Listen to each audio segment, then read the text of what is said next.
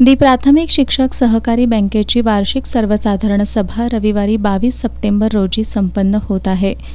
विद्यमान संचालक मंडळाकडून सभासदांना देण्यात आलेल्या वार्षिक अहवालामध्ये अनेक त्रुटी असल्याचं आज विरोधी प्राथमिक शिक्षक संघाच्या सदस्यांनी पत्रकार बैठकीत निदर्शनाला आणून दिलं।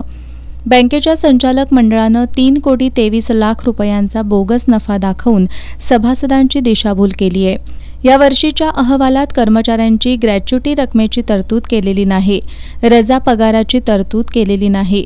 बँकेची गुंतवणूक 9 कोटीनं वाढून सुद्धा व्याज कमी का मिळालं याचं उत्तर दिलेलं नाही।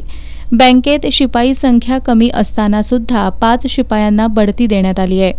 बँकेच्या विद्यमान संचालक मंडळानं कर्जाचं नियमबाह्यरित्या वाटप केल्याचा आरोपही यावेळी करण्यात आला।